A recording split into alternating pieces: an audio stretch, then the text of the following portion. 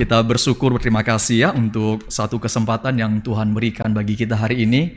Boleh beribadah, satu anugerah Tuhan untuk kita boleh bersama-sama bersekutu dengan saudara seiman kita yang lain. Saudara, tadi Pak Yosef sudah mengingatkan kita bahwa hari ini kelas persiapan KKR regional akan dimulai. Tapi barangkali Bapak Ibu bertanya, apakah kalau saya tidak ikut, boleh ikut kelasnya? Saya mau intip-intip begitu ya.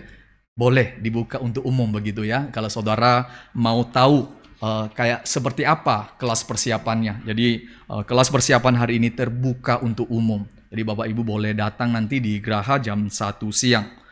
Kemudian juga Bapak sekalian, kita di tempat ini ada tahun-tahun sebelumnya sudah ada yang namanya KTB begitu ya. Dan kita akan merencanakan dalam waktu yang dekat kita akan memulai. Beberapa rekan sudah daftar. Tapi Bapak Ibu yang mungkin lupa daftar atau pengen ikut, masih ada kesempatan untuk boleh daftar begitu ya. Jadi kita akan sedang mencari waktu yang kosong untuk boleh bersama-sama mempersiapkan untuk kelas-kelas KTB ini. Nah, Tuhan yang memberkati kita. Saudara, sebelum kita mendengarkan firman Tuhan hari ini, saya rindu kita sekali lagi menyanyikan lagu nomor ketiga.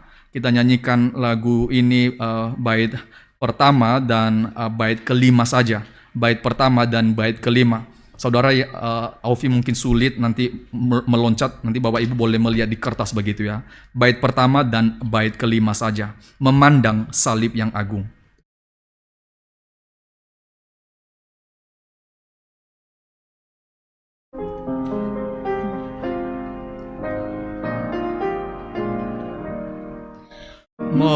Memandang salib yang agung, Raja mulia mati di sana, kemuliaan pada diriku hanya kehinaan belakang. Dulu dunia tujuanku, ku jauh dari Tuhanku, kasih kudus menuntutku, jiwa dan hidupku baginya. Mari kita berdoa. Bapa di sorga, sungguh ketika kami memandang salib-Mu, kami melihat kemuliaan-Mu ya Tuhan, keagungan-Mu, kebesaran-Mu, mau mati bagi kami orang-orang berdosa ini. Sungguh ya Tuhan, ketika kami merenungkan akan salib-Mu, kami melihat diri kami yang jauh daripada Tuhan, yang begitu najis, tetapi Tuhan yang menerima kami. Sungguh ya Tuhan, hati kami bersuka cita, hati kami mau mengagungkan Engkau ya Tuhan. Kiranya apa yang boleh kami nyanyikan pada pagi hari ini, sungguh-sungguh bukan hanya kami nyanyikan di dalam mulut kami, tetapi biarlah hati kami boleh menghidupinya. Biarlah hidup kami sehari-hari boleh memandang bahwa dulu tujuan hidup kami dunia ini, tetapi setelah kami dalam Kristus, tujuan kami kepada Engkau ya Tuhan, melihat kemuliaan-Mu lah yang indah. Jiwa kami boleh bersuka cita karena penebusan yang Engkau berikan. Hidup kami boleh bersuka cita karena apa yang telah Engkau kerjakan di dalam hidup kami. Tuhan, berkatilah kami pada hari ini karena salib-Mu lah yang menghantar kami boleh hadir di dalam ibadah pada siang hari ini. Salib-Mu lah yang melahirkan kami sehingga kami boleh memanggil Engkau sebagai Bapa kami pada pagi hari ini. Tuhan, kiranya Engkau berbelas kasihan kepada kami. Kiranya Engkau sekali lagi berkenan memberikan firman kepada kami. Biarlah firman yang kami dengarkan cukup untuk boleh menolong kami, menghantar kami di dalam menjalankan kehidupan kami sebagai orang-orang percaya di tengah-tengah dunia ini. Biarlah firman yang kami dengarkan hari ini bukan hanya menyukakan pikiran kami, tetapi benar-benar memberikan bijaksana kepada kami. Bagaimana kami berlaku sebagai anak-anak Tuhan di tengah-tengah dunia ini. Tuhan, berikanlah firman-Mu kepada kami, karena kami sangat membutuhkan firman-Mu. Tuhan, pakailah hamba-Mu yang hina ini. Sekali lagi boleh Tuhan pakai menyatakan isi hati-Mu kepada kami pada hari ini. Kiranya apa yang boleh dibicarakan benar-benar hanya kehendak-Mu saja Tuhan. Dalam nama Tuhan Yesus kami berdoa. Amin. Saudara, hari ini kita akan melanjutkan pembahasan kita dari kitab Nehemia. Kita akan melihat kitab Nehemia pasal yang ke-9. Pasal 9 ini cukup panjang, ada 38 ayat. Kemarin saya coba baca begitu ya, cukup panjang untuk membaca. Maka kita tidak membaca seluruhnya. Sekalian saya hanya mengajak kita untuk membaca 5 ayat pertama saja, 6 ayat pertama. Dan nanti ayat-ayat berikutnya itu saya coba kita baca beberapa ayat dan kira-kira apa isinya begitu. Saya akan membacakan bagi kita Nehemia pasal yang 9. Saya akan membacakan ayat pertama, Bapak Ibu membaca ayat kedua, dan kita bergantian sampai ayat yang ke-6. Nehemia pasal 9, demikian firman Tuhan. Pada hari yang ke-24 bulan itu berkumpullah orang Israel dan berpuasa dengan mengenakan kain kabung dan dengan tanah di kepala.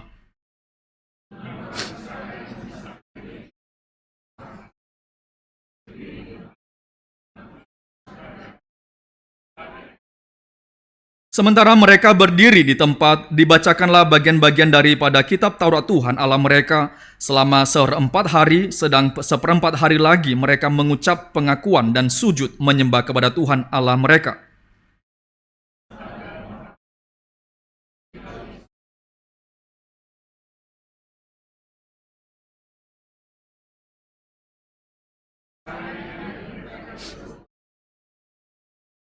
Dan berkatalah Yesua, Kadmiel, Bani, Hasabnea, Serebia, Hodia, Sebanya, dan Petaya, orang-orang Levi itu, bangunlah, pujilah Tuhan Allahmu dari selama-lamanya sampai selama-lamanya. Terpujilah namamu yang mulia, yang ditinggikan mengatasi segala puji dan hormat.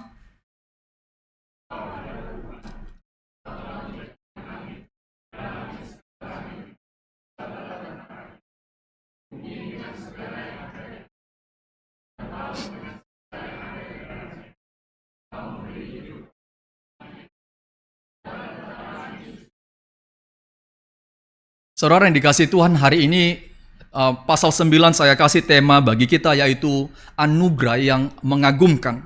Hari ini kita boleh merenungkan akan anugerah Tuhan yang begitu mengagumkan.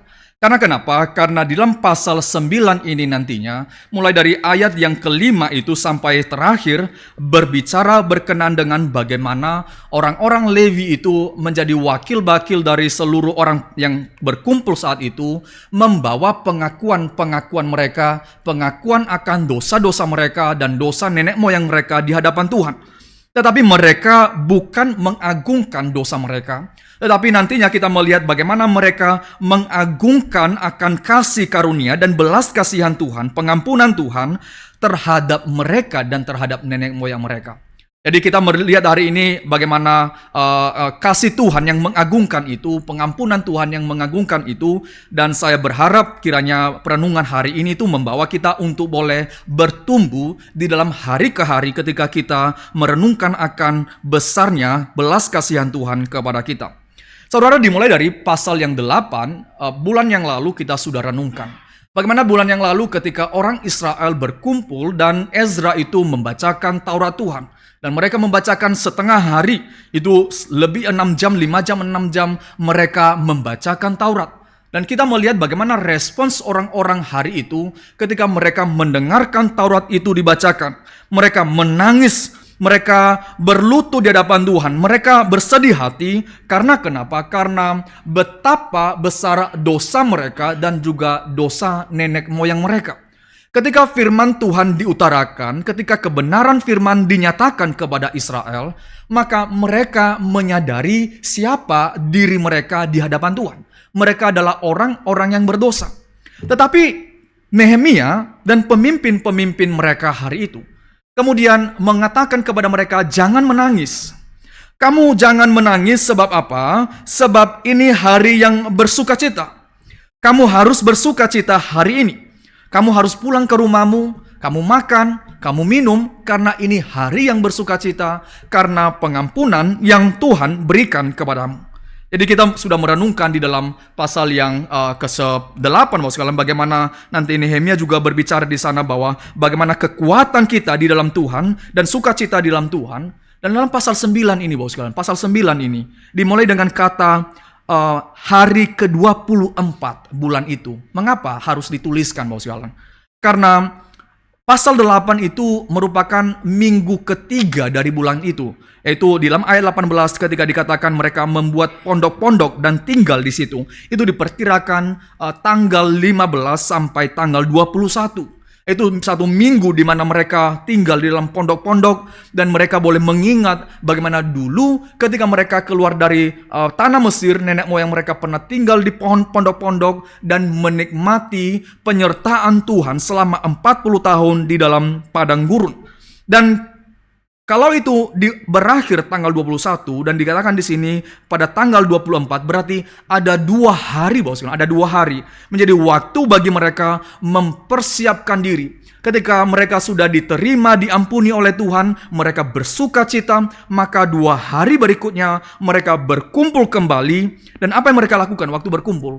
Mereka mau mengakui segala dosa-dosa mereka. Sudah selesai waktunya untuk bersuka cita sekarang, kembali ke Tuhan dan menyatakan betapa mengagungkan akan penyertaan Tuhan, kasih Tuhan, dan pengampunan yang telah Tuhan berikan kepada kami dan nenek moyang kami. Tetapi saudara, kita melihat ya, ketika mereka datang kepada Tuhan di dalam sikap hati untuk boleh mengakui dosa-dosa mereka, maka di dalam ayat pertama sampai ayat ketiga diberitahukan kepada kita bagaimana sikap mereka waktu datang kepada Tuhan. Pertama-tama saudara, dikatakan dalam ayat 1 bahwa mereka berkumpul dan berpuasa. Berpuasa, Bapak sekalian. Apa maksudnya berpuasa? Apa hanya sekadar tidak makan dan tidak minum, Bapak sekalian? Saya tidak tahu apa yang saudara pikirkan ketika hari ini dikatakan berpuasa begitu ya. Misalkan gereja mengadakan puasa, tidak makan dari jam 7 malam, besok sore jam 6 kumpul di gereja makan bareng. Apakah hanya sekadar tidak makan dan tidak minum, Bapak sekalian? Puasa bukan hanya sekadar tidak makan dan tidak minum. Tetapi waktu dikatakan berpuasalah mereka, berarti di sana mereka mau mengatakan bahwa hari ini kami benar-benar menyerahkan seluruh hidup kami kepada Tuhan karena yang kami perlukan adalah Tuhan. Yang kami perlukan hanya Tuhan. Makanan, minuman itu memang kami perlukan. Dan kami sangat bergantung kepada makanan dan minuman itu. Tetapi hati kami lebih mementingkan kebergantungan kepada Tuhan lebih daripada makanan dan minuman. Berpuasa dalam hal ini mereka mau menyatakan satu sikap hati, Tuhan, kami hanya membutuhkan Engkau. Tanpa Tuhan yang kami nggak bisa mendapatkan satu pengampunan dan menjalankan satu kehidupan yang diberkati oleh Tuhan. Maka Bapak sekalian, ketika mereka mengatakan di dalam bagian ini mereka berkumpul dan berpuasa, menyatakan satu sikap hati yang kami paling butuhkan hari ini adalah Tuhan. Kebutuhan kami akan tubuh kami, makanan dan minuman memang itu sangat kami butuhkan. Kami bisa mati kalau kami tidak memiliki itu. Tetapi ya, ketika kami memikirkan akan Tuhan, kami lebih membutuhkan Tuhan. Kami akan lebih membutuhkan Tuhan daripada makanan dan minuman itu. Sehingga kami mau belajar menggantungkan seluruh kehidupan kami. Sebagaimana kami menggantungkan kehidupan kami pada makanan itu. Untuk boleh memberikan pertumbuhan bagi kami. Sekarang kami melihat Tuhan itu lebih kami butuhkan daripada yang lain. Saudara, di dalam bagian ini, dalam sikap hati pertama tadi mereka berpuasa, mengenakan kain kabung. Kain kabung itu menunjukkan diri mereka yang begitu rendah. Mereka memakai kain yang gak biasa dipakai. Dengan tanah di atas kepala. Untuk apa ya? Ambil tanah, taruh di atas kepala. Saya nggak tahu apa yang Bapak Ibu pikirkan ya ketika membaca orang Israel ambil tanah, taruh di kepala. Tapi saudara, itu satu sikap yang rendah hati di hadapan Tuhan. Yang menunjukkan bahwa kami ini hanya debu tanah. Kami hanya debu tanah. Dan kami benar-benar membutuhkan akan Tuhan. Kami ini bisa nggak ada, bisa debu tanah itu hilang dalam sekejap. Tetapi kami membutuhkan Tuhan, meskipun kami hanya debu tanah. Jadi satu sikap hati, satu sikap hati datang kepada Tuhan. Mereka berpuasa, mengenakan kain kabung, dan mereka juga menaruh tanah di atas kepala. Hal yang lain yang menarik, Bapak sekalian, dikatakan dalam ayat kedua, mereka memisahkan diri dari bangsa asing. Kenapa ya? Mereka memisahkan diri dengan bangsa asing. Ini bukan satu tindakan yang mengatakan begini, Bapak sekalian, bahwa kami itu berbeda dengan kamu. Kamu orang berdosa, kami enggak, Bapak sekalian, bukan itu. Tetapi mereka waktu mengatakan kami memisahkan diri dari orang asing, berarti mereka sekarang sampai kepada satu titik di mana menyadari kita ini umat Tuhan loh. Kita ini umat perjanjian Tuhan. Kita itu memang orang berdosa seperti mereka. Tapi mereka tidak mengenal Allah, kita mengenal Allah. Bukan menunjukkan bahwa kamu berdosa, kami tidak. Tetapi kami umat Allah, kami sudah ditebus dan kami memisahkan diri dari kamu. Karena Tuhan pun sudah memisahkan kami dan telah menguduskan kami bagi dirinya. Saudara, itu satu sikap hati yang mempersiapkan mereka untuk nantinya datang kepada Tuhan dan menyatakan pengakuan-pengakuan mereka. Mereka tidak datang dengan satu sikap hati yang layak, Bapak sekalian. Enggak. Mereka datang dengan satu sikap hati yang menaruh tanah di atas kepala dan yang menyadari bahwa kami umat perjanjian. Kami umat perjanjian yang telah dulu melawan Tuhan dan yang sekarang ditebus oleh Tuhan. Saudara, kita sekarang merenungkan akan ayat-ayat berikutnya dan menjadi poin utama kita, yaitu bagaimana pengakuan-pengakuan orang-orang ini. Dan kita belum baca, sekarang saya coba ringkaskan kepada kita bagaimana pengakuan-pengakuan yang diutarakan oleh orang-orang Lewi ini. Kira-kira mereka memulai dari sini, Bapak sekalian. Mereka memulai dengan mengagungkan Tuhan, seperti dalam ayat 5 dan 6, bahwa Engkau pemilik alam semesta ini yang menciptakan segala sesuatu dan yang memilih Abraham. Jadi mereka memulai dari memilih Abraham yang bukan siapa-siapa, tetapi Tuhan memilih. Tuhan memberikan janji kepada Abraham. Tuhan memberikan janji tanah, keturunan, dan Tuhan memberikan itu kepada Abraham dan keturunannya. Kapan Tuhan berikan? Tuhan berikan itu kepada Abraham dan keturunannya ketika mereka keluar dari Mesir. Tetapi sebelum mereka keluar dari Mesir, Tuhan membebaskan mereka dari Mesir. Ketika mereka diperbudak di Mesir itu, dikatakan di dalam pengakuan-pengakuan mereka, Tuhan hadir dengan tangannya yang menekan Firaun. Ketika Firaun tidak mau membiarkan Israel beribadah kepada Tuhan, maka Tuhan menekan Firaun mengerjakan perbuatan-perbuatan ajaib. Di dalam ayat-ayat yang dalam pasal 9 ini dikatakan bahwa Tuhan melakukan perbuatan-perbuatan yang ajaib. Saya bacakan misalkan bahwa sekalian di dalam ayat 10, Engkau telah memperlihatkan tanda-tanda dan mukjizat-mukjizat di depan Firaun dan semua pegawainya dan seluruh rakyatnya. Jadi mereka mengakui bahwa Tuhan memilih Abraham, keturunannya di Mesir menjadi budak, Tuhan membebaskan budak-budak itu, dan sebelum membebaskan mereka, Tuhan menekan Firaun dan menunjukkan betapa besar akan Tuhan itu yang mengerjakan betapa besar mukjizat dan perbuatan ajaib. Dan ketika mereka keluar dan mereka berhadapan dengan Laut Merah itu, dan ketika Firaun sadar dan mengejar kembali, maka Tuhan membebaskan mereka dari laut itu dengan Tuhan membelah laut itu dan kemudian menenggelamkan Firaun. Saudara, tidak berhenti di sana. Di dalam ayat-ayat pengakuan mereka juga mengakui bahwa Tuhan itu yang membimbing mereka, membela mereka dan menyediakan kepada mereka. Saya baca ayat 12. Dengan tiang awan engkau memimpin mereka di siang hari dan tiang api pada malam hari untuk menerangi jalan mereka yang mereka lalui. 15. Telah memberikan kepada mereka roti dari langit untuk menghilangkan lapar dan air kau keluarkan bagi mereka dari gunung batu untuk melepaskan dahaga. Saya lanjut ayat 21. 40 tahun lamanya engkau memberikan mereka makanan di padang gurun, mereka tidak berkekurangan, pakaian mereka tidak rusak, dan kaki mereka tidak bengkak. Saudara, di dalam pengakuan-pengakuan ini, mereka mengatakan Tuhan mengeluarkan mereka dari Mesir, Tuhan membimbing mereka, Tuhan menyediakan mereka, Tuhan yang membela mereka dalam seluruh perjalanan itu. And yet, nenek moyang kami masih mengatakan kepadamu Tuhan, lebih baik kami kembali ke Mesir karena di sana ada bawang bombay. Di dalam pengakuan itu, mereka mencoba bercerita kepada Tuhan. Dan mengatakan Tuhan, nenek moyang kami engkau keluarkan.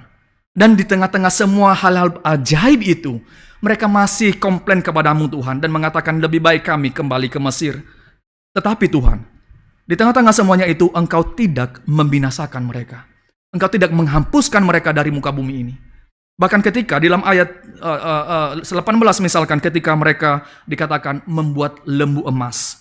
Ketika mereka membuat lembu emas, dan engkau tidak meninggalkan mereka. Nah, kita melihat di dalam kitab Keluaran, ketika mereka membuat lembu emas, Tuhan mengatakan kepada Musa, saya tidak mau memimpin mereka, biarlah malaikatku yang ada di depan kalian. Tetapi kita mendapati di sana tidak berhenti narasinya di sana, Bapak sekalian. Karena Tuhan kembali tetap memimpin Israel melalui Musa, memimpin mereka. Secara personal Tuhan pimpin mereka sampai ke dalam tanah perjanjian. Saudara, dalam pengakuan-pengakuan ini, mereka kembali mengatakan Tuhan, mereka keras kepala. Mereka tetap diberikan makan oleh Tuhan. Dan Tuhan tetap memelihara mereka. Tuhan sampai membawa mereka ke dalam tanah perjanjian. Dan di dalam tanah perjanjian itu ternyata tanah itu tanah yang limpah, tanah yang subur. Dan mereka menikmati segala bentuk berkat yang Engkau berikan di sana. Tuhan, Engkau baik, Engkau memberikan firman kepada mereka. Tetapi Tuhan, ketika mereka sampai ke dalam tanah perjanjian itu, tanah yang Tuhan berkati itu, mereka meninggalkan firman-Mu. Dan Tuhan kemudian menghukum mereka. Tuhan menghukum mereka. Dan ketika Tuhan menghukum mereka, melalui mengirimkan musuh-musuh kepada mereka yang menindas. Dan mereka berteriak minta tolong kepada Tuhan. Dan Tuhan datang memberikan pertolongan. Dan kemudian mereka menikmati berkat Tuhan. Dan tidak lama kemudian mereka juga meninggalkan firman-Mu. Dan kemudian mereka dibuang oleh Tuhan lagi. Saudara, itu kisah mana ya kira-kira? Hakim-hakim kan ya? Itu kisah hakim-hakim ketika orang Israel sudah mendapatkan berkat yang limpah di tanah yang dijanjikan oleh Tuhan. Mereka meninggalkan firman, mereka menyembah berhala, Tuhan kasih musuh yang menindas mereka. Mereka berteriak, kemudian mereka diberkati oleh Tuhan melalui hakim. Dan kemudian mereka sudah terberkati, mereka meninggalkan Tuhan kembali. Dan tidak lama kemudian mereka ditindas lagi. Dan kemudian mereka berteriak lagi. Dan begitu seterusnya sampai beberapa hakim. Tetapi dalam pengakuan ini, mereka mengatakan, Tuhan, Engkau tidak meninggalkan mereka. Meskipun mereka bolak-balik itu melakukan pelanggaran demi pelanggaran dan dosa di hadapan-Mu. Bahkan Tuhan masih berkenan memberikan berkat kepada mereka melalui Engkau memberikan Roh-Mu kepada mereka. Ini kita kalau dalam perjanjian baru, Bapak sekalian, kita tahu ada istilah ini kan ya, turunnya Roh Kudus kan ya. Tapi dalam perjanjian lama, Bapak sekalian, Roh Kudus sudah turun juga melalui Tuhan menaruh Roh-Nya kepada para nabi-nabi yang menyuarakan firman Tuhan. Jadi dalam bagian ini, ketika mereka mengakui Tuhan, Engkau memberikan berkat kepada mereka dalam keberdosaan mereka. Engkau memberikan nabi-nabi yang berbicara firman, menegur mereka, membawa mereka kembali. Tetapi Tuhan, mereka lagi-lagi keras kepala. Mereka tidak mendengarkan firman-Mu, bahkan mereka mematikan nabi-nabi-Mu. Maka di dalam pengakuan mereka mengatakan, waktu itu terjadi, Tuhan, Engkau lagi-lagi tidak menghabisi mereka. Tuhan masih mengirimkan nabi-nabi untuk menegur mereka. Dan sampai waktunya Tuhan membuang mereka kembali. Nah, itu kisah mereka ketika mereka dibuang ke Babel. Selama 70 tahun mereka dibuang ke sana. And yet Tuhan masih mendengarkan mereka dan mengingat perjanjian kepada Abraham. Dan membawa mereka kembali ke dalam tanah perjanjian yang Tuhan berikan. Saudara, kira-kira itu ringkasan dari pengakuan mereka. Tapi saudara, kalau kita membaca ayat-ayat ini dan melihat pengakuan-pengakuan para orang-orang Lewi, pengakuan mereka mengatakan umat-Mu berdosa, mereka keras kepala, mereka lehernya itu bersih tegang kepadamu Tuhan. Sepertinya ini bukan tema yang menarik sebenarnya. Kenapa? Kok mereka nggak malu ya? Kok mereka nggak malu mengatakan mereka berdosa? Mereka kok nggak malu ya mengatakan bahwa mereka itu bersalah kepada Tuhan. Saudara, kalau kita membaca pengakuan-pengakuan ini dan membandingkan dengan spirit dunia hari ini, itu jomblang sekali, Bapak sekalian. Hari ini itu nggak ada tempat bagi pengakuan. Nggak ada tempat bagi mengatakan kamu berdosa, saya berdosa dan kamu berdosa. Nggak ada tempat, Bapak sekalian. Kalau saya mengatakan saya berdosa, ya oke sih. Tapi kalau saya mengatakan kamu berdosa, nggak ada tempat untuk itu. Kenapa kamu menghakimi saya? Sekali, Bapak sekalian, ini bukan spirit yang bisa diterima oleh orang hari ini. Orang hari ini berlomba-lomba untuk menyatakan saya nggak berdosa, saya perfect, sempurna, nggak berkekurangan apapun. Tetapi saudara, di dalam bagian ini sekali lagi kita diajar ya melalui orang-orang Lewi untuk melihat bahwa ketika datang kepada Tuhan dan mengakui segala dosa, itu memberikan satu kerendahan hati kepada kita untuk boleh menyadari siapa diri kita di hadapan Tuhan. Saudara, orang yang tidak melakukan pengakuan dosa, apa yang dikatakan Alkitab, itu namanya pendusta.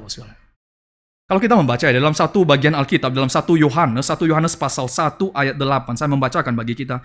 Jika kita berkata bahwa kita tidak berdosa, maka kita menipu diri kita sendiri dan kebenaran tidak ada di dalam kita. Ini spirit orang-orang pendusta, Bapak sekalian. Orang-orang yang berdusta, menipu diri sendiri, yang tidak ada spirit mengakui dosa. Saudara, kita bersyukur dalam liturgi kita karena ada pengakuan di dalam lembaran memang tidak tertulis ya, tetapi harusnya tertulis. ada namanya pengakuan dosa. Saya nggak tahu loh, saudara. Apa yang saudara pikirkan ya waktu liturgis mengatakan mari kita menenangkan hati dan mengaku dosa. Saya nggak tahu, saudara. Itu pergumulan saudara barangkali. Tetapi hari ini saya mengajak kita merenungkan pengakuan itu bukan hanya sekadar pengakuan. Pengakuan itu membawa kita untuk mengenal diri kita jujur di hadapan Tuhan. Sebagaimana Yohanes mengatakan, kalau kita tidak mengakui, kita menjadi orang-orang yang pendusta, orang-orang penipu. Dan bukan hanya sekadar kemudian mengakui dosa-dosa kita, tetapi waktu kita melakukan pengakuan, waktu kita melakukan pengakuan, maka di sana kita akan waktu memberikan pengakuan kepada Tuhan, itu bukan untuk kemudian kita meninggikan akan dosa-dosa kita. Waktu kita merenungkan bagian ini, di dalam pasal 8 Tuhan mengampuni mereka bersuka cita, dan di dalam pengakuan mereka juga mereka menyatakan kasih dan karunia Tuhan, pengampunan Tuhan. Tetapi saudara, waktu dalam pengakuan itu mereka itu tidak berfokus kepada dosa nenek moyang mereka dan dosa mereka. Tetapi fokus di mana? Kepada kemuliaan Tuhan. Misalkan saya membaca dalam ayat 17b, tetapi engkau Allah yang sudi mengampuni, yang mengasihi dan penyayang, yang panjang sabar dan berlimpah kasih setianya, engkau tidak meninggalkan mereka. Dalam ayat 31, tetapi karena kasih sayangmu yang besar, engkau tidak membinasakan mereka sama sekali, dan tidak meninggalkan mereka, karena engkaulah Allah yang pengasih dan penyayang. Jadi di dalam pasal ini, kita tidak mendapati waktu mereka memberikan pengakuan, mereka meninggikan dosa-dosa mereka atau membanggakan dosa nenek moyang mereka. Atau dengan kata lain, Bapak sekalian, waktu kita melakukan namanya pengakuan bukan untuk memberikan excuse bagi dosa-dosa kita. Saudara, kita harus hati-hati dalam hal ini. Setiap minggu misalkan ya, kita melakukan doa pengakuan. Dan bahkan ini bukan hanya tiap minggu sebenarnya, tiap hari kita melakukan pengakuan dosa. Jangan sampai, jangan sampai pengakuan dosa itu membawa kita, menghantar kita untuk boleh melihat bahwa pengampunan Tuhan itu begitu murah, begitu murah. Pengakuan itu bukan membawa kita untuk melihat pengampunan Tuhan menjadi murah, tetapi membawa kita untuk membenci dosa-dosa kita. Nah ini, sekali lagi, waktu kita melakukan pengakuan, bukan hanya sekadar mulut kita mengatakan, Tuhan, aku berdosa kepadamu. Tapi sekali lagi, hidup hari-hari ya berdosa lagi. Itu bukan pengakuan. Pengakuan spiritnya adalah waktu saya datang kepada Tuhan dan melihat diri saya, mengenali diri saya orang berdosa yang melawan Tuhan. Saya mengakui dosa itu di hadapan Tuhan. Dan sementara saya mengakui itu, saya memaparkan dosa-dosa ini di hadapan Tuhan, dan saya dilatih untuk melihat dosa ini, menjadi jijik kepada dosa ini, dan membenci dosa-dosa ini. Itu spirit pengakuan. Dan dalam bagian-bagian ini ketika mereka mengakui, mereka tidak sedang memberikan pelajaran sejarah kepada Tuhan, Bapak sekalian. Karena mereka membuat sejarah tadi ini kan, menceritakan dari Abraham sampai diri mereka. Ini bukan kelas sejarah. Tuhan gak perlu sejarah, Bapak sekalian. Tetapi orang-orang ini perlu mengungkapkan ini, fakta-fakta keberdosaan nenek moyang mereka dan fakta keberdosaan mereka, supaya melatih diri mereka untuk membenci dosa-dosa itu. Saudara, kalau kita menjadi orang-orang yang mengaku dosa, Bapak sekalian, mengaku dosa, dan kita sadar saya orang berdosa, tetapi kita tidak pernah meninggalkan dosa-dosa itu kita tidak pernah melakukan pengakuan berarti. Mengakui kepada Tuhan, aku berdosa, aku melakukan pelanggaran ini. Waktu kita memaparkan itu, dan kita melihat kepada Tuhan, dan kita menjadi jijik kepada dosa-dosa itu harusnya, Bapak sekalian. Itu harusnya spirit yang kita lakukan waktu kita melakukan pengakuan-pengakuan dosa. Jadi bukan untuk kemudian mengatakan, ya saya memang begini kok orang berdosa. Ya saya nanti datanglah kepada Tuhan hari Minggu. Nanti liturgis akan memimpin untuk boleh melakukan pengakuan. Dan nanti hari-hari biasa ya saya berdosa lagi. Saudara, kita penipu-penipu kalau begitu. Kita tidak pernah sungguh-sungguh menyatakan pengakuan di hadapan Tuhan. Tetapi pengakuan itu harus membawa kita, membawa saudara dan saya untuk membenci dosa-dosa itu. Itu Kenapa? Kita menjadi dalam gereja ini juga melatih kita setiap minggu untuk melakukan pengakuan, Bapak sekalian. Bukan hanya sekadar mengheningkan cipta dan berdiam diri, tetapi melatih kita untuk mengingat dosa itu. Dan bukan hanya sekadar mengingat dosa itu, tetapi mau membenci dosa itu karena itu tidak benar dan tidak layak di hadapan Tuhan. Saudara, bagian kedua, kalau kita merenungkan dalam ayat-ayat ini, dalam pengakuan-pengakuan orang Israel, selain daripada membawa mereka untuk melakukan pengakuan dosa dan membawa mereka untuk boleh membenci dosa-dosa itu, dalam bagian kedua saya mengajak kita untuk boleh melihat, untuk boleh merenungkan siapa yang mengatakan pengakuan-pengakuan ini. Kalau kita membaca dari siapa yang mewakili menyatakan pengakuan-pengakuan. Orang-orang Levi kan ya. Misalkan Yesua, Kadmiel, Bani, memang tidak semua, Bapak sekalian, tidak semua, tetapi para pemimpin-pemimpin. Tapi kita tidak mendapati ada orang yang mengatakan, tunggu dulu, itu dosamu, bukan dosaku. Gak ada kan ya? Atau orang Lewi misalkan mengatakan, ampuni kami Tuhan. Bukan kami sih, mereka Tuhan. Saya kan orang Lewi, saya kan melayani Tuhan di bait Allah, saya gak berdosa lah. Ampuni kami, tapi mereka Tuhan dan bukan saya. Nggak ada kan ya. Yang kita tahu di sini waktu dalam pasal 9 kita mendapati yang melakukan pengakuan ini memang orang-orang Lewi, diwakili oleh orang-orang Lewi. Tetapi pengakuan ini adalah pengakuan secara komunitas, Bapak, secara bersama. Secara bersama mereka sadar betul ya bahwa mereka itu orang-orang berdosa. Secara sadar mereka menyadari bahwa bukan hanya kamu yang berdosa, aku juga berdosa. Bukan hanya kamu sebagai jemaat yang berdosa, aku pun sebagai orang Lewi berdosa. Dan bukan hanya kamu yang berdosa dan kita yang berdosa, nenek moyang kita pun berdosa. Lalu apa, Bapak sekalian? Kalau kita menyadari ini pengakuan bersama sebagai satu komunitas ya, berarti ini mengajarkan kita bahwa ini komunitas yang mengaku mereka adalah orang-orang berdosa. Berarti mereka adalah komunitas yang mengaku bahwa mereka orang-orang yang berdosa dan tidak menjadi orang-orang yang menghakimi, Bapak sekalian, menghakimi.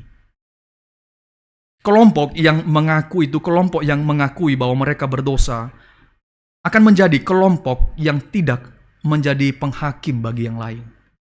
Saudara, komunitas seperti apa yang kita miliki di dalam gereja kita? Komunitas ini yang dibicarakan dalam Nehemia adalah komunitas yang menyadari kamu berdosa, aku pun berdosa. Maka nggak ada orang yang menghakim di sini. Nggak ada orang yang menjadi hakim atas yang lain. Nggak ada sama sekali, Bapak sekalian. Nggak ada tempat bagi orang menjadi hakim atas yang lain di dalam bagian ini. Dan itu komunitas orang yang ditebus oleh Tuhan. Ketika orang-orang Lewi mengakui dosa-dosa mereka, mengatakan bahwa nenek moyang kami berdosa, kami melawan Tuhan, kami bersitegang kepada Tuhan, leher kami itu nggak mau tunduk kepada Tuhan. Nggak ada satupun orang yang mengatakan itu hanya kamu sebagian. Saya sih enggak lah. Saya masih menjaga diri saya. Saya bisa kok menjaga diri saya. Kamu itu sendiri yang berdosa. Gak ada, sekalian. Yang kita dapati adalah mereka mengakui dosa-dosa mereka. Mereka menyatakan pengakuan secara bersama-sama. Yang menunjukkan apa? Bahwa kita adalah komunitas yang berdosa. Komunitas yang sama-sama berdosa di hadapan Tuhan. Saudara, ini komunitas yang baik. Komunitas yang bertumbuh. Komunitas yang mengakui bahwa mereka itu berdosa adalah komunitas yang mengakui mereka membutuhkan pertolongan dari Tuhan dan juga pertolongan dari orang-orang lain. Kita di dalam komunitas yang seperti apa, Bapak sekalian? Apakah komunitas yang mencibir orang-orang yang jatuh dalam dosa? Jangan mencibir, Bapak sekalian. Jangan-jangan kita menjadi orang-orang yang menggosipkan sana-sini, orang-orang yang berdosa. Komunitas yang ditebus oleh Tuhan. Dan di dalam bagian ini ya, kita menyadari satu hal bahwa ini komunitas yang Tuhan tebus dari Mesir itu, yang sudah menerima berkat Tuhan begitu besar. Ini cerminan kehidupan orang-orang percaya. Gak ada satupun orang yang mengatakan waktu membaca pasal 9, langsung mengatakan, waduh, parah ya orang Israel, sudah menerima berkat begitu besar, kok bisa begitu? Gak ada. Setiap kita yang membaca pasal 9 ya, kita akan sadar satu hal, ini cerminan diri kita. Cerminan kehidupan kita yang berdosa, yang sudah ditebus, diselamatkan, and yet masih jatuh dalam dosa. Saudara, komunitas yang baik itu komunitas yang memberikan tempat bagi orang mengakui dosanya. Komunitas yang memberikan tempat bagi orang lemah, menyatakan aku lemah dan membutuhkan pertolongan. Dan bukan menjadi komunitas yang kemudian mengatakan, ya kamu berdosa, ya kamu memang salah sih. Kamu itu aja nggak bisa. Itu bukan komunitas yang baik, Bapak sekalian. Komunitas yang dinyatakan oleh pasal 9 ini adalah komunitas yang memang sadar diri membutuhkan pertolongan Tuhan dan tidak menjadi hakim antara satu dan yang lain. Saudara, Kita bisa bayangkan ya, kita bisa bayangkan kalau gereja menjadi komunitas yang menghakimi. Gak ada tempat bagi orang menyatakan kelemahan. Gak ada tempat bagi orang menyatakan dia itu jatuh dalam dosa. Semua orang menjadi orang-orang yang apa? Kira-kira menjadi orang apa ya Bos? Semua akan menjadi seperti yang Tuhan Yesus katakan ya. Seperti kuburan yang begitu indah. Tapi dalamnya apa? Tulang belulang. Gak ada tempat bagi orang menyatakan kelemahan. Gak ada tempat bagi orang menyatakan keberdosaannya. Dan menyatakan pengakuan dia melanggar Tuhan. Gak ada tempat bagi komunitas seperti itu. Maka kita akan membentuk satu komunitas yang semuanya itu palsu. Semua palsu. Semua nanti ketawa di depan. Semua itu bisa senyum lebar di depan. Tapi dalamnya gak ada apa-apa. Saudara, saya kira itu bukan komunitas yang Tuhan inginkan untuk kita hidupi. Itu bukan satu komunitas yang Tuhan inginkan gerejanya hidupi di tengah-tengah dunia ini. Karena faktanya orang-orang Israel yang mereka itu begitu dekat terhadap anugerah Tuhan. Ketika mereka berdosa, mereka mengakui. Mereka nggak enggan memberikan pengakuan itu. Mereka nggak enggan mengatakan kami butuh belas kasihan Tuhan. Mereka nggak enggan melakukan itu, Bos. Tapi mereka mengatakan bersama-sama. Maka dalam bagian ini, Bos, kita juga diajar ya bahwa pengakuan secara komunitas itu diperlukan. Pengakuan secara komunitas itu diperlukan bahwa nggak ada satupun orang yang berhak menjadi lebih besar, lebih tinggi daripada yang lain. Bahkan ketika saudara, misalkan jemaat datang ke hamba Tuhan begitu ya, dan datang berbicara, mengakui dosa misalkan ya, itu bukan dalam pengertian saudara lebih suci, yang satu yang lebih suci dan yang satu nggak suci. Bukan, masalah. Saudara membutuhkan pertolongan dalam hal ini. Membutuhkan pertolongan belas kasihan Tuhan. Dan saudara mau datang kepada orang yang Tuhan pakai untuk boleh membimbing saudara. Bayangkan sekali lagi ya, kalau kita menghidupkan satu komunitas, kehidupan yang semua serba sempurna, nggak ada yang kurang. Saya kira ya, komunitas itu akan tunggu waktu untuk hancur. Karena apa? Semuanya itu palsu, semua palsu. Tetapi kalau kita boleh melihat bagian-bagian ini, mereka boleh datang bersama-sama. Menyatakan keluh kesah mereka, menyatakan kerendahan mereka, menyatakan kelemahan mereka, dan menyatakan bahwa kita semua butuh pertolongan Tuhan. Saudara membutuhkan pertolongan Tuhan. Hamba Tuhan butuh pertolongan Tuhan. Gak ada yang lebih tinggi daripada yang lain. Semuanya membutuhkan anugerah keselamatan dari Tuhan dan belas kasihan Tuhan. Sama-sama orang sudah ditebus oleh Tuhan kok.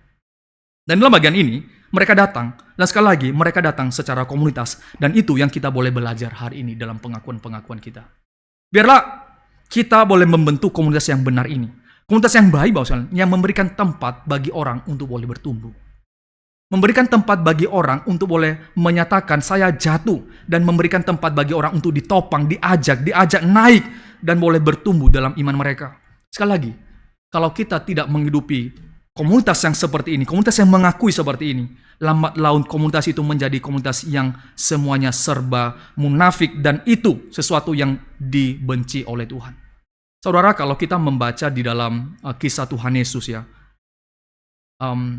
tokoh siapa yang paling banyak dihujat oleh Tuhan Yesus ya?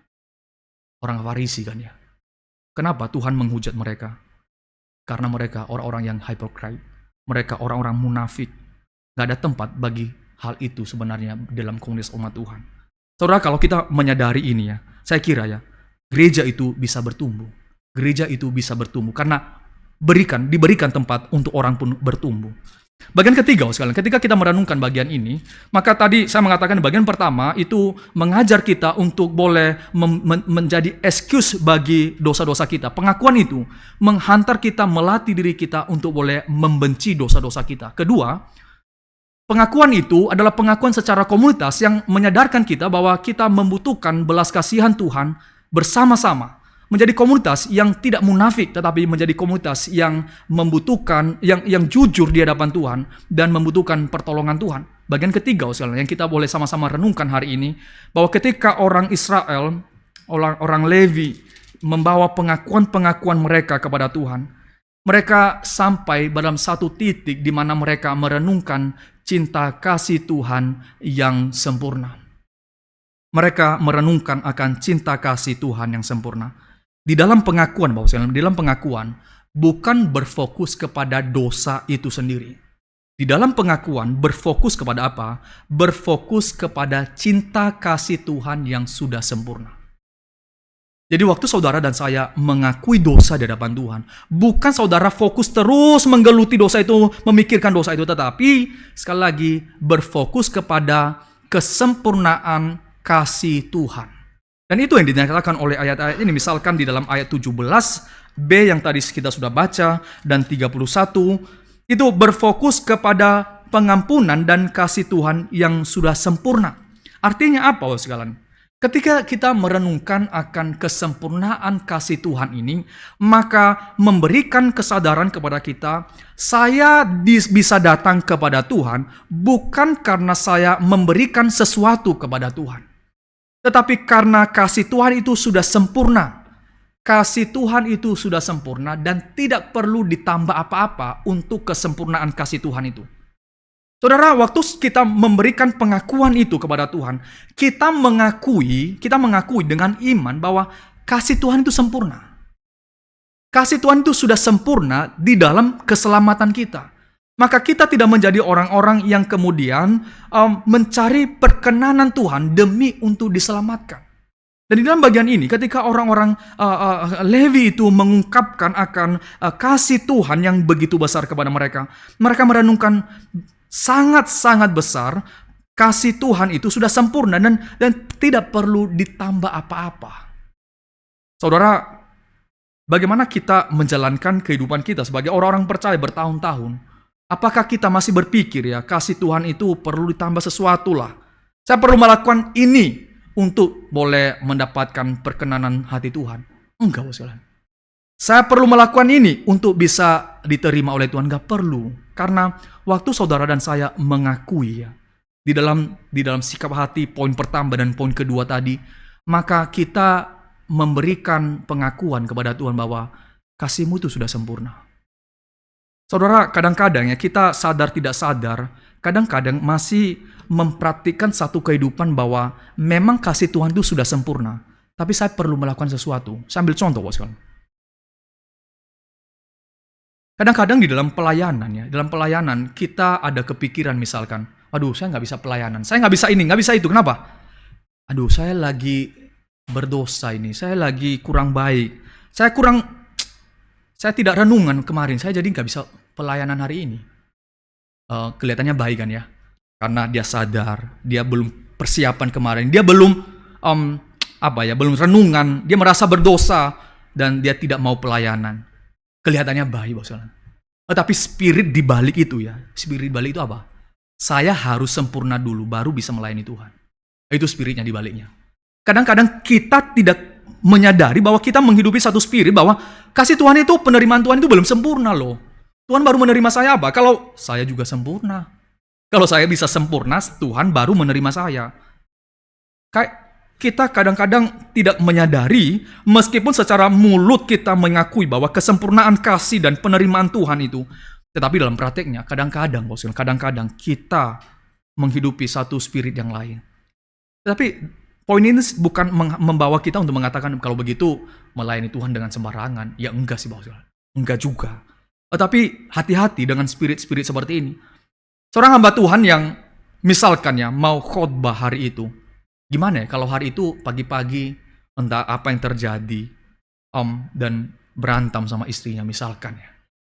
Dan kalau kemudian dia mengatakan aduh nggak bisa khotbah hari ini kenapa? Habis berantem. Atau yang kedua, ya saya tetap khotbah lah. Karena kenapa? Karena tugas. Dua-duanya salah sih ya, dua-duanya salah. Kenapa? Harusnya dia tetap khotbah hari itu dan menunjukkan ini hanya belas kasihan Tuhan, bukan karena saya sempurna. Begitu juga dengan semua orang kan, seluruh jemaat. Kadang-kadang saya jemaat bertanya misalkan, saya begini ya, saya nggak mau melayani Tuhan dulu. Kenapa? Saya lagi kurang baik ini. Ya, di dalam kadar tertentu bahwa kita hamba Tuhan akan mengatakan juga, kamu jangan melayani dulu ya. Tapi kadang-kadang jemaat itu salah kaprah dan mengatakan saya harus sesuatu dulu baru diterima oleh Tuhan. Dalam bagian ini, ketika kita menyatakan satu pengakuan, harusnya juga kita mengakui kesempurnaan kasih Tuhan itu dan penerimaan Tuhan yang tanpa syarat itu. Dan kita perlu menghidupi itu. Jadi, kita melihat bagaimana orang Israel ini yang datang kepada Tuhan membawa pengakuan mereka. Pengakuan akan besarnya kasih Tuhan, penerimaan Tuhan, dan kasih Tuhan yang sempurna itu. Sehingga mereka boleh menjadi orang-orang merdeka di hadapan Tuhan. Ketika menyatakan pengakuan dan mereka mengatakan mengakui akan kesempurnaan kasih Tuhan itu, penerimaan Tuhan itu, dan membawa mereka untuk boleh melihat, memiliki kebebasan di dalam Tuhan. Sekali lagi, kalau kita masih menghidupi satu spirit yang saya harus beginilah, ya saya kurang ini, itu kita masih spiritnya budak, masih budak, belum merdeka. Tetapi dalam pengakuan itu, saya memang di dalam dunia ini, di dalam kelemahan saya jatuh, tapi saya orang merdeka. Saya bisa datang kepada Tuhan dan boleh kembali melayani Tuhan, datang berelasi dengan Tuhan, berdoa kepada Tuhan. Sebagaimana Daud itu ketika dia jatuh dalam dosa, dan dia itu dengan bebas datang kepada Tuhan, memberikan pengakuan-pengakuannya, karena dia tahu kasih Tuhan yang sempurna itu, yang menerima dirinya. Begitu pula dengan saudara dan saya hari ini. Kita waktu memberikan pengakuan, bukan hanya dalam hari Minggu, tapi hari-hari kita boleh mengakui kesempurnaan kasih Tuhan, dan menghantar kita untuk boleh menjadi orang-orang merdeka di dalam mengikut Tuhan. Saudara, di dalam ayat-ayat yang lain yang saya mau ajak kita renungkan hari ini, yaitu bahwa pengakuan itu selain daripada tadi membawa kita untuk boleh membenci dosa, kedua untuk menjadi satu komunitas yang membutuhkan belas kasihan Tuhan, bukan komunitas yang menghakimi. Yang ketiga, saya mengajak kita tadi melihat bahwa pengakuan itu membawa kita untuk boleh melihat kesempurnaan kasih Tuhan dan penerimaan Tuhan.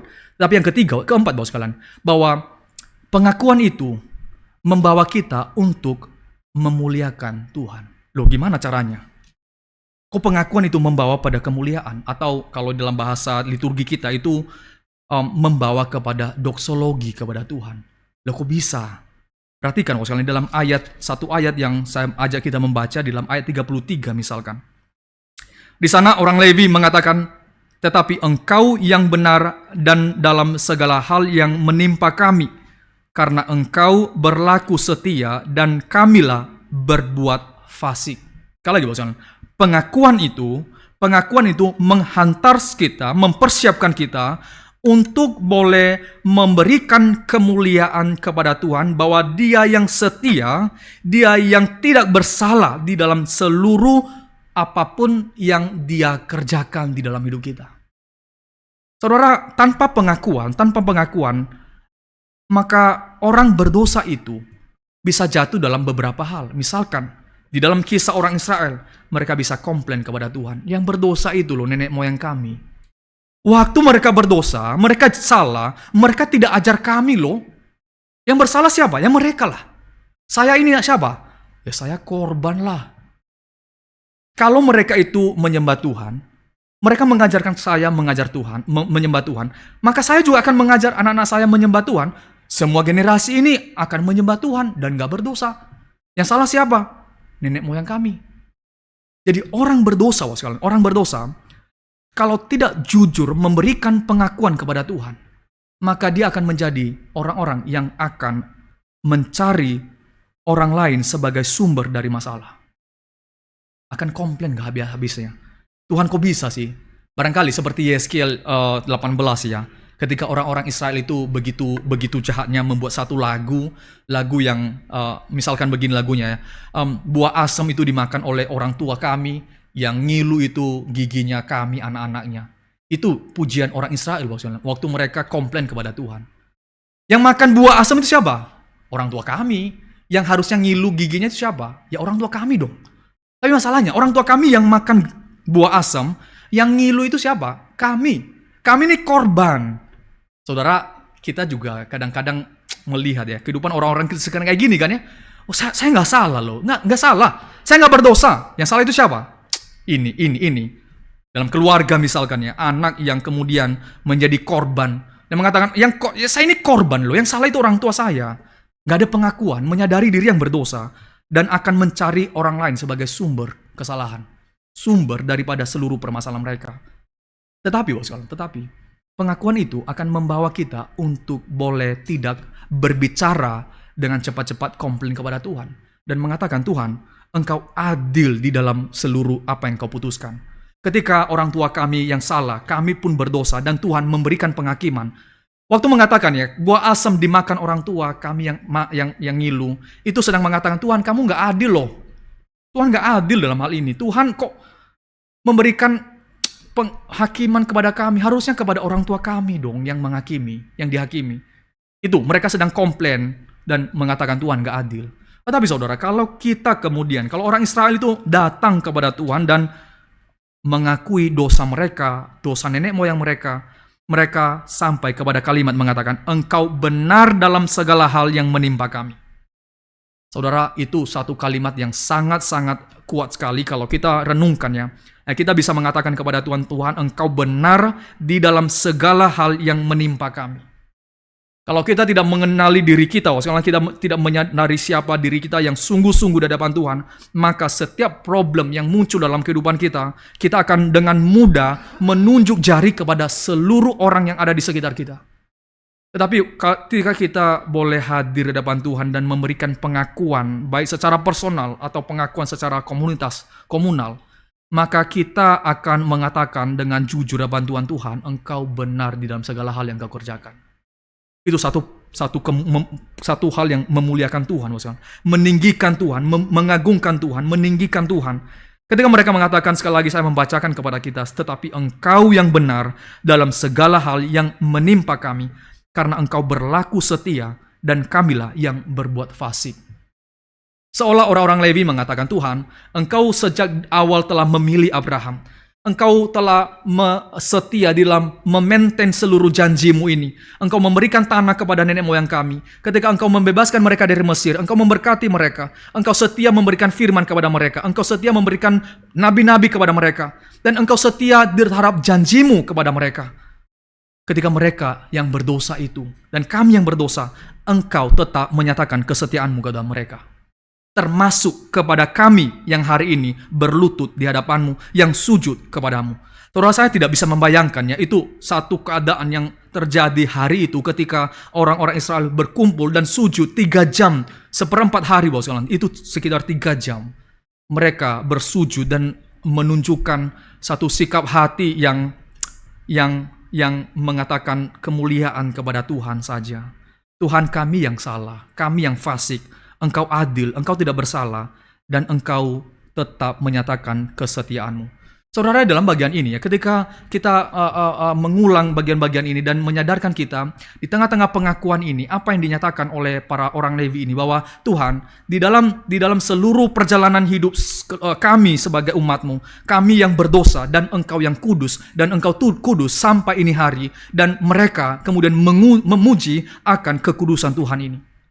Dan memuji akan belas kasihan Tuhan kepada mereka dan kepada nenek moyang mereka. Saudara, pengakuan itu menghantar kita untuk boleh melihat kepada Kristus. Pengakuan itu menghantar kita untuk boleh melihat betapa mulianya Kristus. Saudara, kalau kita datang mengakui dosa-dosa kita ya, mengakui dosa kita, tetapi kita tidak dibuat untuk semakin meninggikan Kristus dan semakin bertumbuh di dalam Kristus dan melihat kebesaran Kristus.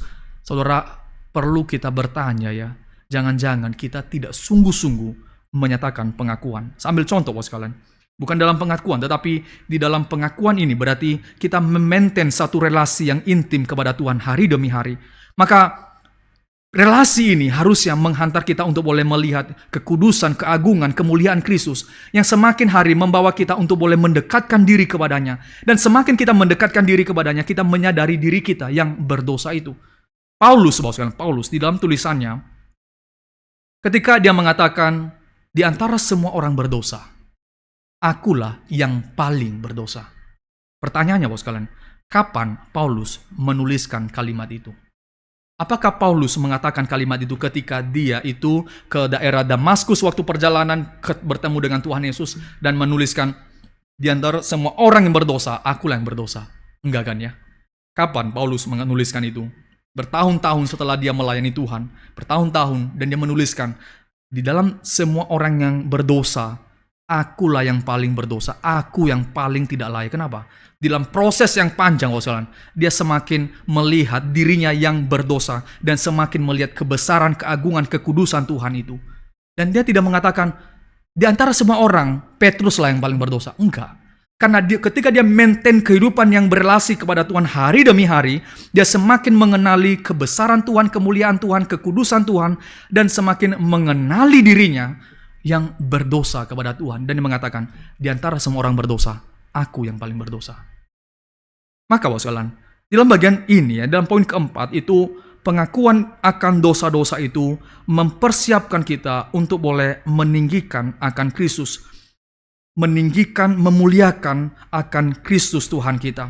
Maka dalam bagian keempat ini saya menghantar kita untuk boleh masuk dalam poin yang lain adalah ketika kita merenungkan akan kemuliaan, kebesaran akan Kristus ini, maka kita akan kemudian dilatih untuk boleh mencintai apa yang dicintai oleh Tuhan.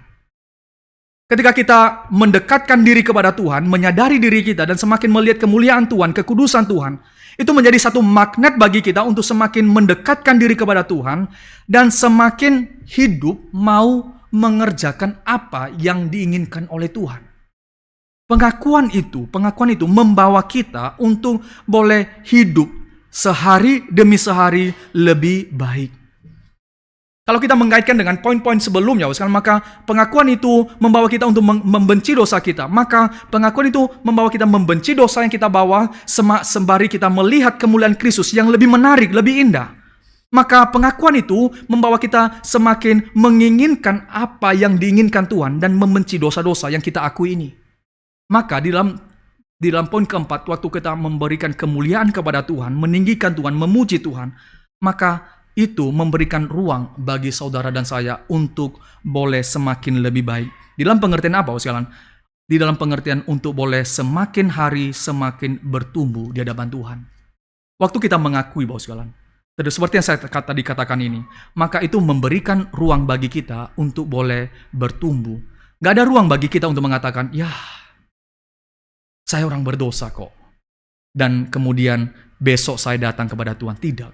Tetapi pengakuan itu mempersiapkan kita untuk boleh sehari-hari bertumbuh di dalam mengerjakan apa yang Tuhan berikan kepada kita, apa yang Tuhan inginkan. Maka saudara, pengakuan yang kita renungkan hari ini bukan hanya sekadar saya mengajak kita merenungkan, mengakui dalam hari Minggu. Tetapi saya mengajak kita benar-benar pengakuan ini kita kerjakan di dalam kehidupan kita sehari-hari. Karena kenapa? Karena pengakuan ini menghantar kita untuk boleh semakin lebih baik. Menghantar kita untuk boleh bertobat dari dosa-dosa kita. Dan semakin hari boleh mempersiapkan kita untuk boleh mengerjakan apa yang Tuhan inginkan. Maka memberikan ruang bagi kita untuk boleh bertumbuh. Saudara dan saya, semakin hari kita sehari demi sehari boleh memberikan pengakuan kepada Tuhan. Dan berarti sehari demi sehari kita bertobat. Kita bertumbuh sehari demi sehari. Dan kiranya ketika kita mengerjakan semuanya ini, sekalian, mengerjakan satu pengakuan dan bukan hanya di mulut saja. Tetapi kita boleh melihat semakin hari semakin kita boleh lebih baik, semakin hari semakin lebih baik karena kita semakin mendekatkan diri kepada Tuhan. Saya tadi pagi mengambil satu ilustrasi, sekalian, yaitu ketika kita memberikan pengakuan, melihat kekudusan Tuhan, semakin hari semakin mendekatkan diri kepada Tuhan. Itu seperti ini, seperti ketika kita di dalam kaca pembesar ya, melihat sesuatu, kelihatannya itu kecil, tapi waktu kita melihat itu besar sekali. Bukan berarti Tuhan berubah, tapi kita yang diubahkan. Waktu melihat Tuhan ya, semakin hari semakin mengakui, semakin mendekatkan diri pada Tuhan, kita yang dilatih melihat Tuhan itu semakin lebih besar, semakin lebih kudus, semakin lebih mulia, dan kita melihat dunia ini semakin lebih rendah. Ada satu lagu kan ya, lagu yang hymn yang sangat indah ya. Itu Yesuslah yang kupilih dan bukan dunia. Itu lagu yang indah sekali. Ketika kita boleh merenungkannya, aku memilih Yesus. Kenapa memilih Yesus? Karena membebaskan dari hukuman neraka kah? Enggak, sekali. Ini memilih Yesus karena saya melihat Yesus semakin hari semakin lebih indah, semakin lebih mulia, semakin lebih tinggi. Kasihnya itu semakin lebih besar saya rasakan. Sebagaimana orang-orang Israel waktu mengakui, keagungan-Mu, kasih setiamu yang berlimpah, yang tidak berhenti-hentinya, yang kami rasakan. Seperti aliran sungai, maksudnya kasih Tuhan tidak pernah berhenti. Tidak pernah berhenti meskipun kita berhenti mengasihi Dia. Bukankah itu sesuatu yang kemudian menghantar kita, mempersiapkan kita boleh melihat betapa besar, betapa agungnya Tuhan yang saya miliki ini. Sehingga apa?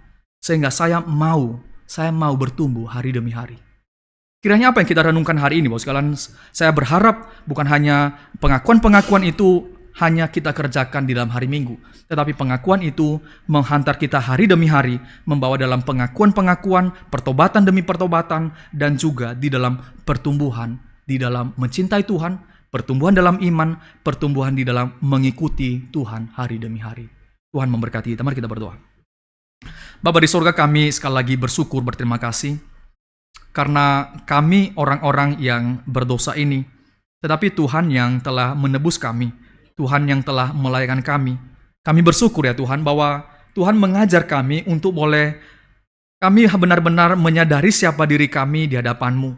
Sehingga ketika segala sesuatu terjadi dalam kehidupan kami, seperti pembuangan yang terjadi bagi orang Israel, mereka tidak menjadi orang-orang yang komplain kepadamu Tuhan dan mengatakan, Tuhan, Engkau tidak adil. Ajarlah kami Tuhan bahwa segala sesuatu kesulitan yang kami alami di tengah-tengah dunia ini, karena dunia ini yang berdosa, dan bukan hanya dunia ini yang berdosa, kami pun berdosa, sehingga mendapatkan akibat-akibat dari segala perbuatan-perbuatan kami. Dan Engkau ya Tuhan adalah yang adil.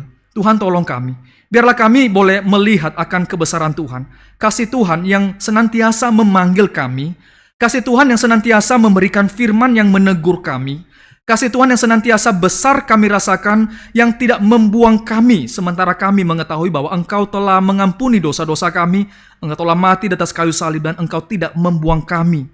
Tuhan, kami bersyukur, kami sungguh bersyukur Tuhan.